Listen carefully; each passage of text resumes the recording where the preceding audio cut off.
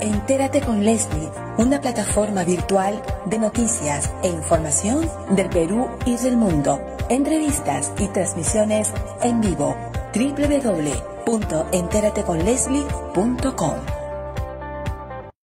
Muy buenas noches, amigos televidentes. Les saluda Leslie Yatas Ramírez en la conducción y dirección de Entérate con Leslie. Una semana en la que nosotros decidimos hacer ediciones especiales para recoger opiniones de destacados juristas, especialistas de todas las materias, para conversar acerca de las dos reformas constitucionales que aprobó el Congreso de la República entre gallos y medianoche este fin de semana.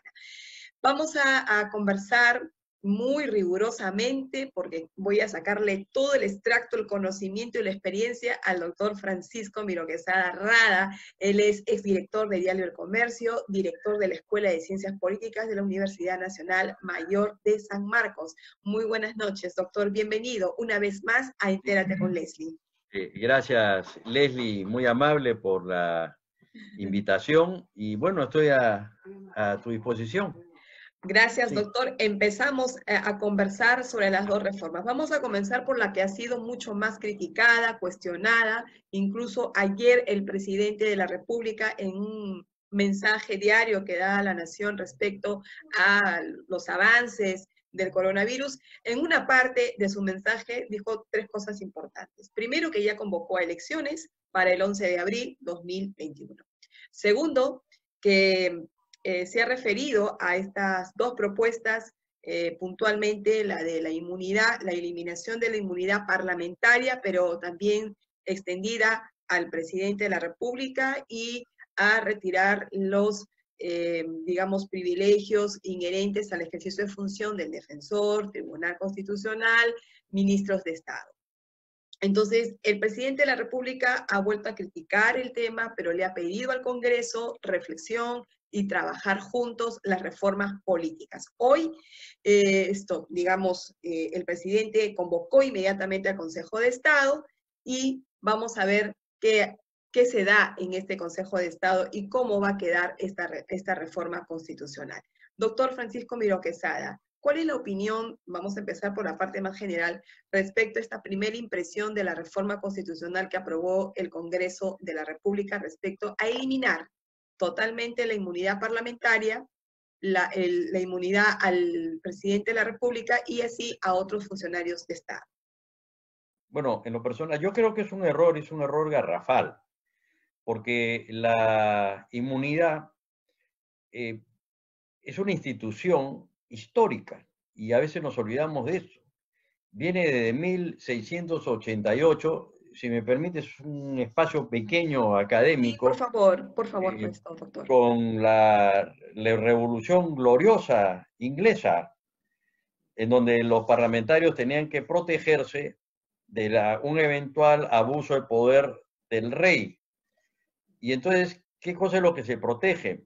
Su libertad de opinión, esa facultad que tiene para la fiscalización. Así que la inmunidad es una institución netamente política, para darle autonomía a personas que tienen mucho poder y que no estén expuestos, por ejemplo, a la demanda de mafias, o no sean agredidos por ejemplo, los congresistas por el Poder Ejecutivo. Voy a dar algunos ejemplos. A ver. ¿Qué hubiese pasado si no hubiera inmunidad parlamentaria cuando Henry Pease, ya hará unos años en la época de Fujimori, ahí estamos en un autoritarismo, pero había un espacio en el Parlamento, denunció el caso del crimen de las cantutas? ¿Qué le hubiera pasado a Henry Pease sin inmunidad parlamentaria? O, por ejemplo, cuando Víctor Andrés García Belaúnde, me parece, hizo la denuncia de esta mafia de los terrenos de los Orellana, inmediatamente, pues, iban a ser judicializados. Inmediatamente la autoridad se les iba a venir encima. Tú acabas de mencionar que yo he sido director de Diario del Comercio. No he tenido ninguna inmunidad, por supuesto. Sí tenía un respaldo de un medio de comunicación poderoso. Claro. Pero cada vez que yo denunciaba a un mafioso, no yo, los periodistas de investigación sacaban información mafiosa, ¿qué hacían? Me judicializaban. Yo iba al Poder Judicial, ya ahí a la Fiscalía, y ya decía que era como inquilino precario, porque me judicializaban para callarme la boca, para que no sigan investigando los periodistas. Y me pedían y me decían, dígame usted, y me decía el juez, ¿cuál es el nombre del periodista que había hecho eso? No lo daba. ¿Por qué? Porque iban a perseguir al periodista. Tú eres periodista. Ya no tenemos inmunidad. No. Creo que deberían de darnos a estas alturas para protegernos. Entonces, esa es la función. No, lo que pasa es que a lo largo de la vida se producen conductas que están reñidas con la moral de personas que se amparan en la inmunidad, la utilizan. Ajá. Pero bueno, habría que buscar otros mecanismos, por ejemplo, reforzar a la fiscalía, buscar alguna normatividad que permita que, por ejemplo, si un parlamentario comete un delito, pueda ser juzgado en ese proceso, pero el delito tiene que ser un delito común. La inmunidad está para proteger la libertad de opinión del parlamentario, la libertad de opinión y de digresión que tiene, por ejemplo, los miembros del Tribunal Constitucional, ¿no? Y por ejemplo, el defensor del pueblo, ¿no? Quiere decir que si se le quita todo eso, mañana media mafia que hay en el Perú los va a demandar. Ahora, sí, por favor. Y eso es sumamente grave, pues eso es sumamente grave. E imagínense un presidente que no estuviera protegido. Acá, por ejemplo, si me permites, sí. Artículo 117, el presidente de la República solamente puede ser acusado durante su periodo por traición a la patria, etcétera, etcétera. Después no. Entonces, después ya se le abrirá proceso si hubiese cometido un delito, como ha sucedido. Como ha sucedido con Kuczynski, con Toledo, con Humala, con todos. Pero en la función hay que... ¿Por qué? Porque ¿qué significa eso? Evidentemente tienen mucho poder. El asunto es que no abusen del poder, pero en el marco de la regla del juego democrático, esas autoridades pues tienen que tener un espacio que les permita, voy a utilizar una palabra muy ecológica, respirar. Y con tranquilidad. ¿No? Y que no tenga una especie de alien que le esté respirando la nuca a cada rato, ¿no? ¿Por qué? Porque si yo fallo así, ¿qué me va a pasar? Por supuesto. Entonces se pierde la estabilidad de la, digamos, de la capacidad que debe tener toda autoridad en ese sentido de tomar una decisión, ¿no? Doctor, aquí tengo varias reflexiones que compartir con usted y quisiera, por favor, que en ese sentido nos oriente, nos ilustre de la siguiente manera. Por ejemplo, entendemos desde un punto de vista formal que la propuesta de reforma que ha sido aprobada por el Parlamento respecto de este tema, que ha hecho extensivo al retiro de los privilegios e inmunidades de otras personas, altos funcionarios de Estado, esto no fue materia de un dictamen, no fue materia de un debate en el seno de la Comisión de Constitución, por un lado. Y de otro, es que en 5 horas, por así decirlo, se aprobó todo, ¿no? Y no solo sino otros temas que reforman la Constitución. Desde ahí ya esta propuesta está viciada, ¿no? Está mal elaborada, mal estructurada y van a tener que, de alguna forma, ¿no? Reformularla, en base también a los consensos o los acuerdos a que se llegue con el Consejo de Estado, ¿no? Donde todos, menos la presidenta del TC, aceptó no concurrir. Entonces, ¿qué va a pasar ahora? Hay una agenda pendiente. Díganme, ¿por qué quitarle la inmunidad parlamentaria al congresista y no retirarle la inmunidad, por ejemplo, al presidente de la República? ¿No? Si ambos son personas elegidas por el pueblo. 1. 2. Entonces, si hay digamos, una oposición a que se retire, ¿no?, la inmunidad o el privilegio que tenga el presidente de la República, inherente a su función, entonces ir por el camino de una reformulación, de un cambio. Pero acá ya se está sentando las bases. Es decir, no solamente me vas a quitar a mí la inmunidad parlamentaria, sino que también te la puedo quitar a ti, señor presidente de la República, y a ti, y a ti, y a ti, ¿no? Entonces, eso ya se está convirtiendo en un punto en la que van a tener que acordar si se va a debatir o no se va a debatir eso. Afecta, Claro. eso. Si yo le quito la inmunidad parlamentaria a un congresista, ¿afecta el sistema democrático? Sí. Sí, Y si yo le sí, quito la inmunidad al presidente, ¿le afecto al sistema democrático? Sí, lo debilito. Entonces, ¿en qué quedamos? no, es que la inmunidad no se ha debido quitársele a nadie. Ajá. Se Ahí puede está el punto. regular. Ahí está Yo, el punto. como tengo varias oportunidades de haber estado contigo, en algún momento se Sí, trató eso, porque eso viene así de es. antes, Ajá. hasta fue oferta electoral de algunos. Sí, claro, Pero es que claro. a nadie hay que quitarle la inmunidad mientras esté en ese cargo. Así es. Porque ya dio el ejemplo, una de las funciones del congresista es fiscalizar. Le quita la inmunidad, queda totalmente Desprotegido. desamparado en el sentido de que no va a tener protección, Ujú. no, no va a poder investigar, va a tener problemas.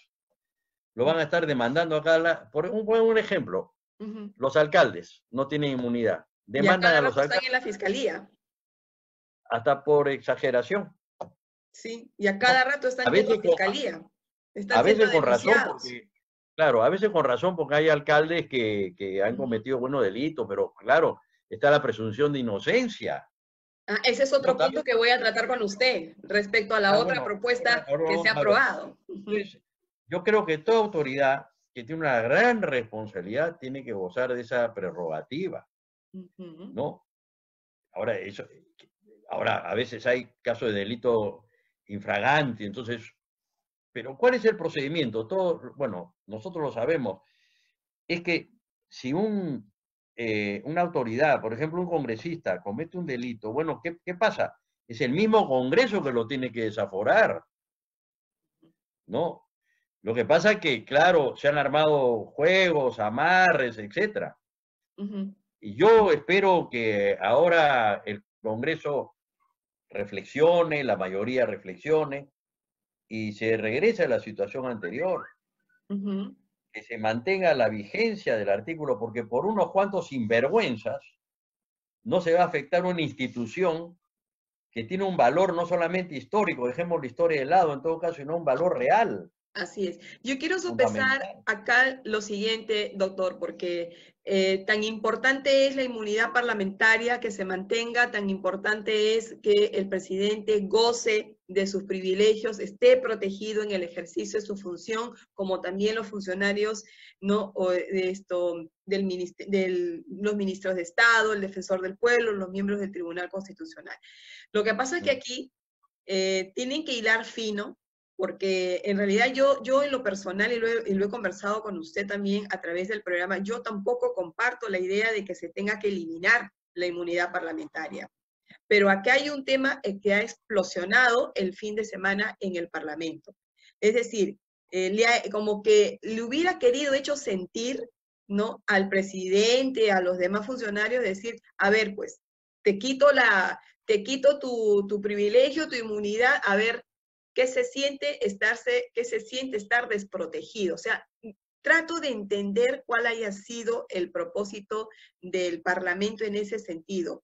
Lo que sí está totalmente aberrado es que no lo haya debatido, no lo haya discutido, y una reforma constitucional no se discute de esa manera, ¿no? A caballazos.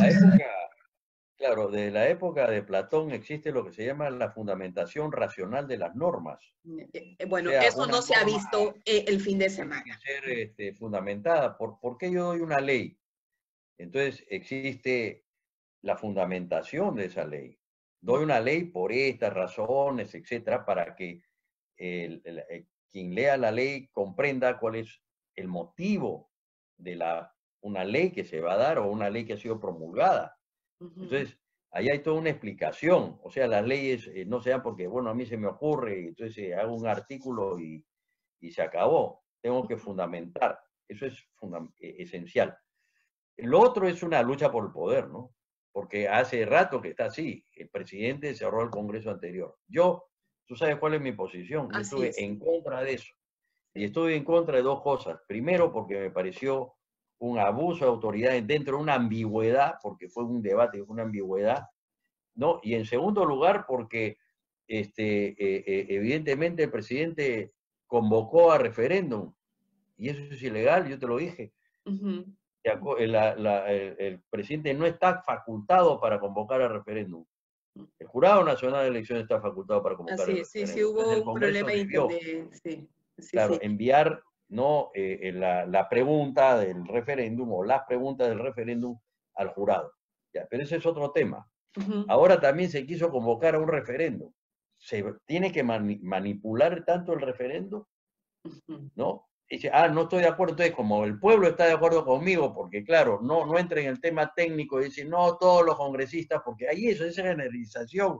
No hay congreso. Es muy raro encontrar un congreso en el mundo, no solamente en el Perú, en el mundo tenga la aprobación popular, ¿no? Están muy desprestigiados los congresos, y sobre todo en América Latina. Entonces, bueno, como el Congreso está así, entonces yo apelo al pueblo. Entonces, esa es una estrategia que utilizaba Julio César.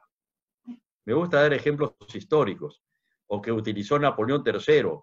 ¿No? Bueno, el Senado romano no me financia mis campañas en las Galias, entonces yo miro, ¿no? Volteo el ejército romano para que mire al Senado, y se asustaban los senadores, ¿no? Con las legiones romanas, y entonces le daban la plata y le financiaban. Entonces, igual acá, yo apelo al pueblo. Yo no estoy en contra del referéndum, comprenderás, al revés, soy un promotor fanático del referéndum. Y lo hemos discutido justamente en su casa de estudios, cuando hicimos un programa especial, justamente ahí, en la casa de la decana de América, la Universidad Nacional Mayor de San Marcos. Y hablamos justamente es una lucha por el poder. Y yo creo que el presidente ahí se equivoca, ¿no? Los seres humanos, pues, no somos soldaditos de plomo. Así es. O sea, no nos van a mover como quieran. Los seres humanos debemos de abrir espacios para reunirnos, entendernos, comprendernos y buscar ciertos consensos dentro del disenso que pudiera existir entre nosotros, ¿no? Y es fundamental para la estabilidad de la democracia. Sí. Doctor, ahí voy porque digamos, si el Ejecutivo que ha presentado esta propuesta de eliminación de la inmunidad parlamentaria no quiere dar su brazo a torcer y quiere mantenerse en esa postura de eliminar, ¿no?, la inmunidad parlamentaria, supongamos, porque estamos haciendo un ejercicio académico aquí y también democrático para nuestras redes sociales, para que todos podamos entender cuáles son los pros y los contras, si yo retiro la inmunidad o simplemente me limito a modificarla para evitar que justamente congresistas se escuden en esta institucionalidad, ¿no?, y siga el camino de la impunidad. Pero, ¿qué va a pasar? Si, por ejemplo, si el Ejecutivo no da su brazo a torcer y permanece en la postura de eliminar la inmunidad parlamentaria, y el Congreso dice, bueno, si tu postura es eliminar, entonces juguemos a la eliminación global, ¿no? Te elimino a ti, sutano, mengano, fulano. Perfecto. Nadie tiene inmunidad, nadie tiene privilegios, todo se acaba, así que igual razón, igual derecho. Eso puede ser una postura. Ahí, doctor Francisco Miró Quesada, si esta es la postura que finalmente va a prevalecer y va a decir, bueno, ¿quieren debatir? Debatamos, pero mi postura es esta, ¿no? Y el Congreso le puede decir, mi postura también es esta, tú fuiste por el camino de la eliminación, perfecto. Si se va a eliminar, que se elimine todo. ¿Por qué solamente a mí como congresista o al Parlamento? ¿Por qué no tú, que también eres elegido por la votación popular? ¿Y por qué no fulano, que también tiene los mismos privilegios inherentes a un congresista y a un ministro de Estado? Entonces, si esa es la postura, entonces, doctor, mucho me temo que si se logra ese acuerdo entre Ejecutivo, Congreso, mucho me temo de que aquí la que más va a salir afectada es la democracia, vamos a tener un sistema democrático muy debilitado y ya estamos pensando básicamente a futuro en todo esto, ¿no? Entonces, sobre esta hipótesis, doctor, si así van a quedar las cosas, ¿qué riesgos corremos? Yo coincido contigo. Es que corremos varios riesgos. Primero, que obviamente la democracia quede debilitada, porque no Totalmente va a haber debilitada. posibilidades de entendimiento, no va a haber las reformas democráticas que se deben de hacer, las que se han propuesto y probablemente otras. Entonces el país va a quedar políticamente estancado en una situación de conflicto que puede ser perfectamente aprovechado por un discurso autoritario, no sé, de tipo fascistoide por un lado o de tipo quizás autoritario de izquierda, habría que ver. Y precisamente lo que se necesita ahora es que el Perú sea más democrático, que se profundice la democracia, que haya mayor empoderamiento del pueblo. Estamos en una situación muy grave como consecuencia del COVID-19, de sus efectos. Ha aumentado la pobreza.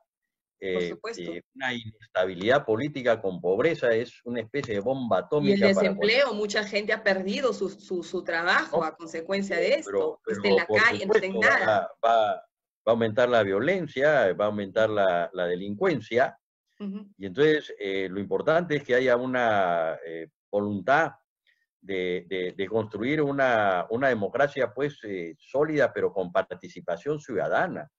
No solamente una democracia manejada desde lo alto por las élites o por las tecnocracias, sino que el pueblo también participe en muchos aspectos en el proceso de toma de decisiones. O sea, estamos yendo un poco al revés. En lugar de construir, estamos creando las condiciones para que las bases de la democracia se debiliten.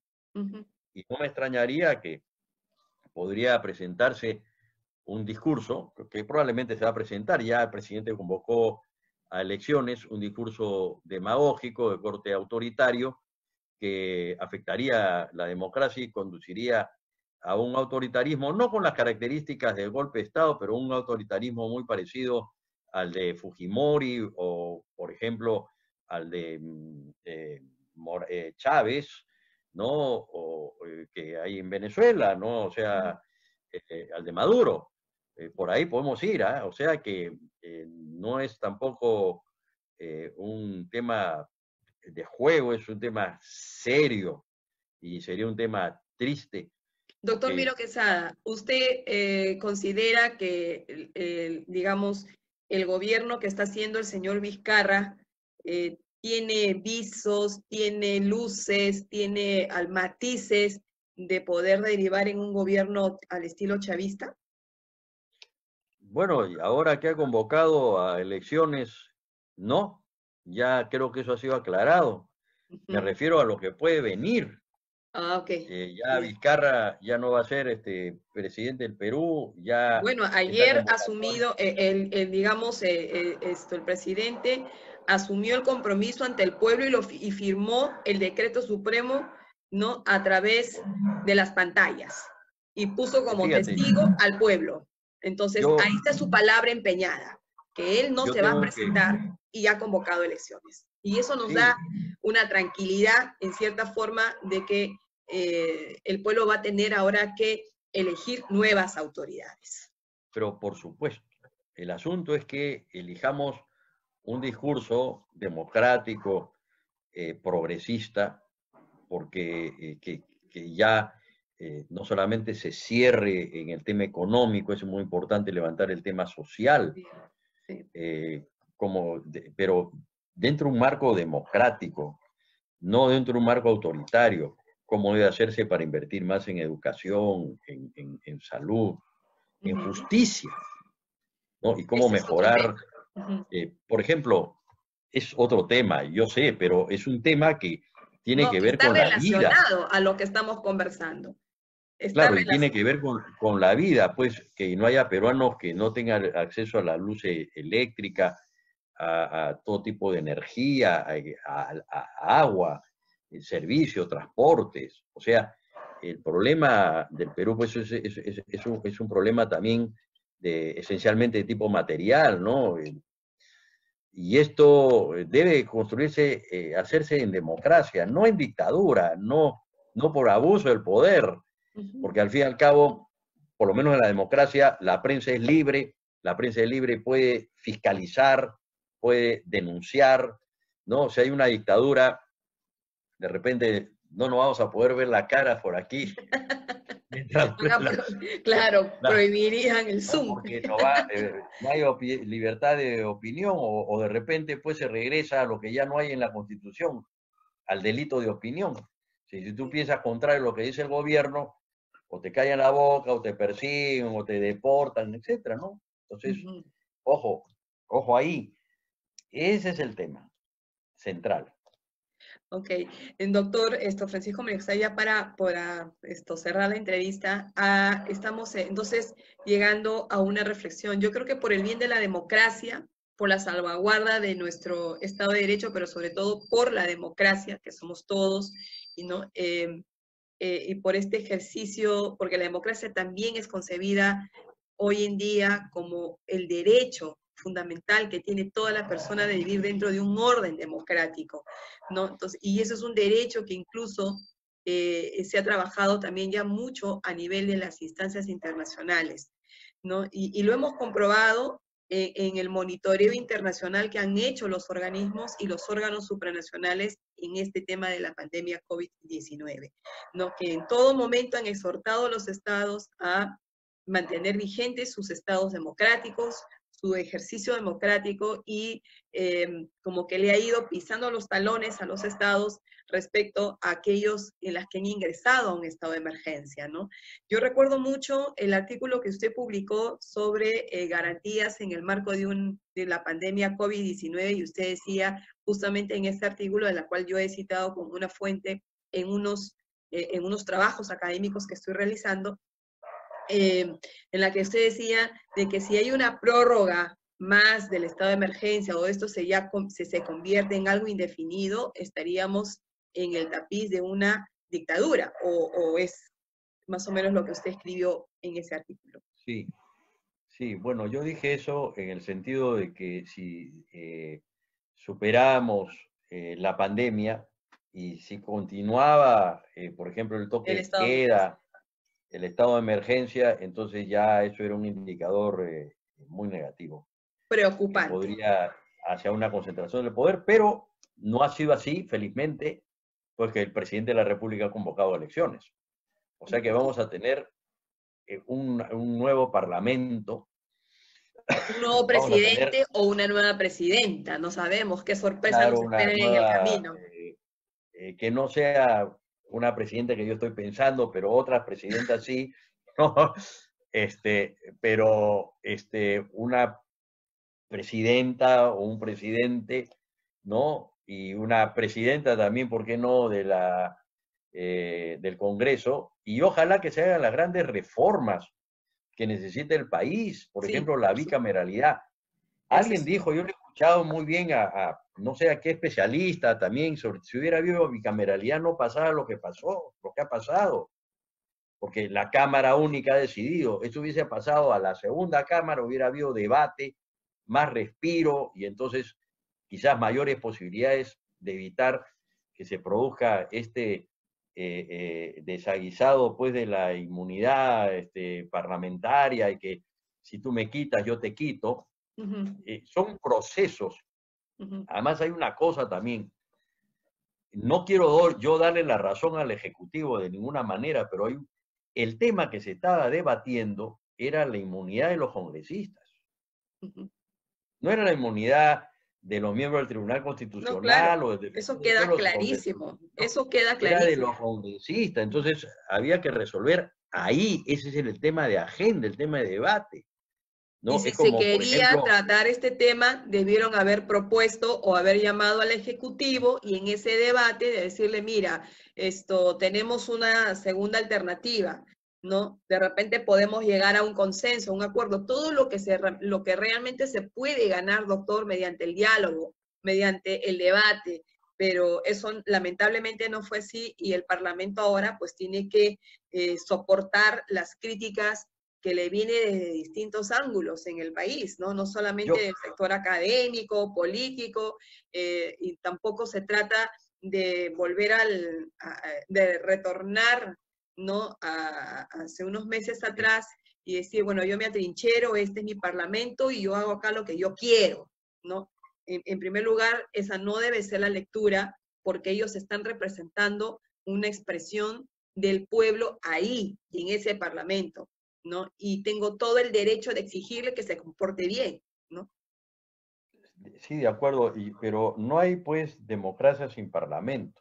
Entonces, lo que se le pide es, pues, no es una crítica al parlamento como parlamento, sino simplemente que se ha producido una situación de conflicto Otra que nos vez. ha llevado a esas circunstancias. El asunto es cómo resolvemos esa situación.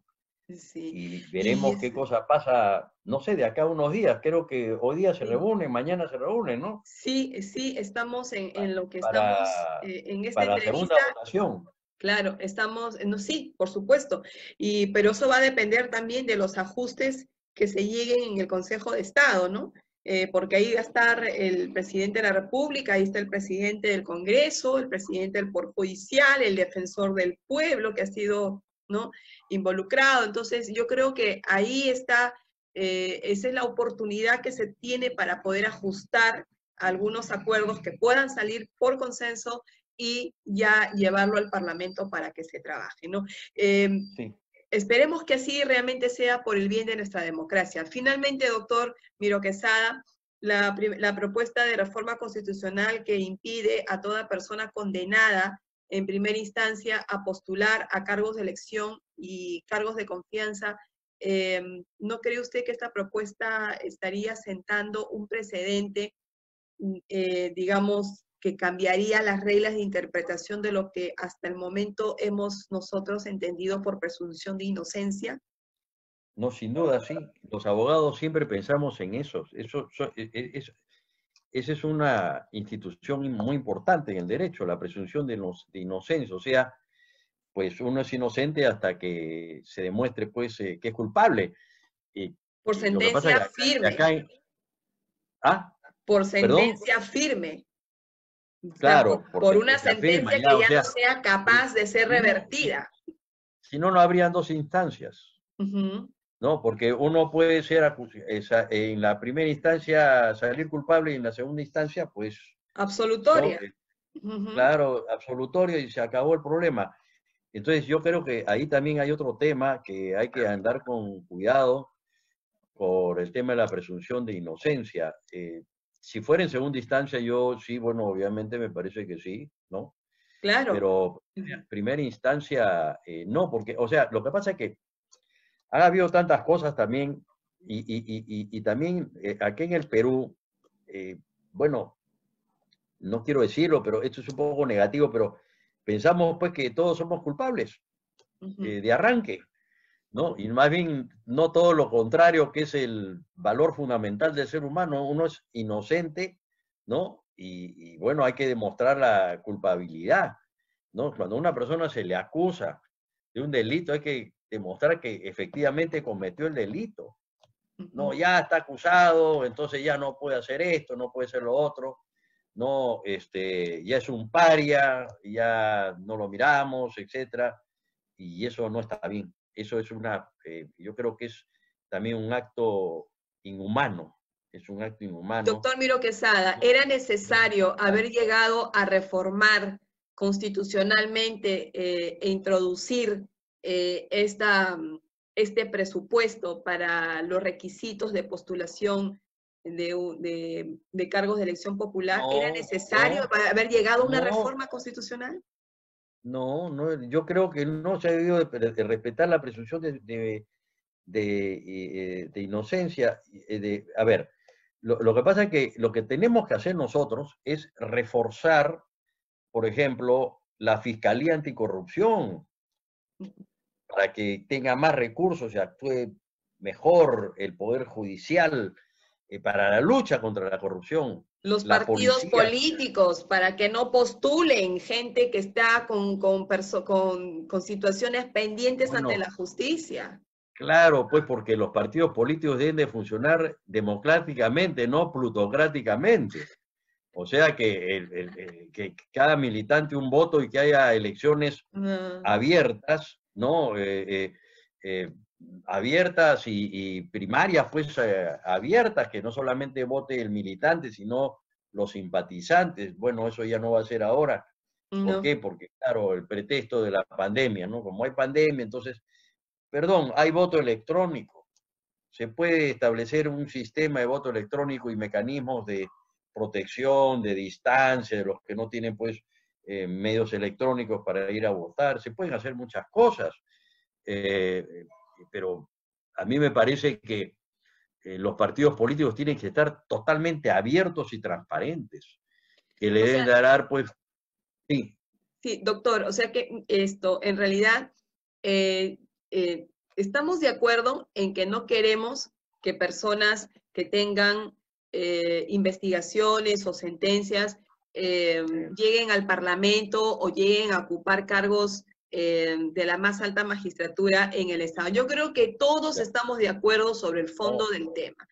Aquí el problema es la parte formal, porque el haber introducido este presupuesto como requisito para la postulación de cargo popular y cargos de confianza, en el fondo lo que se está haciendo es alterar, cambiar las reglas de la interpretación de lo que nosotros hemos venido siempre entendiendo por lo que es presunción de inocencia, ¿no? Tuve una entrevista en esta semana con distintos especialistas y me decían, la sentencia en primera instancia no es una sentencia firme. Por consiguiente, no se puede decir que esa persona es culpable. En segundo lugar, esto sí altera, me decía el maestro Mario Moretti, sí altera las reglas de interpretación, porque él como abogado litigante en el área ha visto cómo muchas ocasiones se ha revertido una sentencia de primera, se ha revertido en segunda instancia, ¿no? Entonces, sí la altera en cuanto a su esencia, en cuanto a su interpretación. En el fondo, el tema de fondo, todos estamos de acuerdo. No deben postular, sí, pero ya por una cuestión también de principios, de ética o moral, y eso le correspondía, ¿no?, a los partidos políticos hacer sus filtros correspondientes. Pero no se pudo y hemos llegado al punto de una reforma constitucional que yo creo que más adelante, doctor Francisco Miro Quesada, a futuro inmediato, vamos a tener que precisar la conceptualización y los alcances de lo que hemos entendido por presunción de inocencia. Es un derecho fundamental de la persona, ¿no? Hay que hacer entonces una contrarreforma, pues, porque evidentemente no se puede afectar la presunción de inocencia, es una institución fundamental del derecho para la protección del ser humano. Es un poco incluso más profunda, porque eso se aplica a todo, ya no solamente a los dignatarios, No, como a es toda la persona. inmunidad, es para todos los ciudadanos. Es que a eso vamos, o sea, no solamente es fijarse en aquellos que van a ocupar cargos, sino en todas las personas. Alguien me dijo esta semana, la persona que es sentenciada en primera instancia, ya la presunción de inocencia queda diluida, debilitada.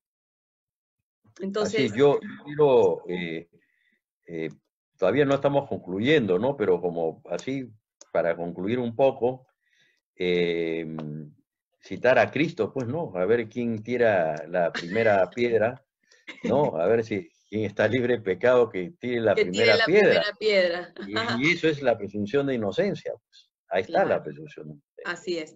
Doctor Francisco Miro Quesada, Doctor Francisco Miro Quesada, muchísimas gracias por este enlace con el programa Entérate con Leslie. Ha sido realmente un gusto, un placer, siempre un honor conversar con usted, intercambiar estas reflexiones, y me quedo con la que hemos trabajado en esta entrevista. Yo creo que por el bien de nuestra democracia, por su fortalecimiento y la de todos los peruanos y peruanas, creo que merece que el Parlamento y el Congreso pues reflexionen juntos y miren con certeza qué es lo que se quiere hacer realmente con esta propuesta de la eliminación de la inmunidad parlamentaria del presidente de la República y privilegios a otros funcionarios de Estado. Muchísimas gracias, doctor Francisco Miro Quesada, por este enlace. Muy buenas noches. Gracias.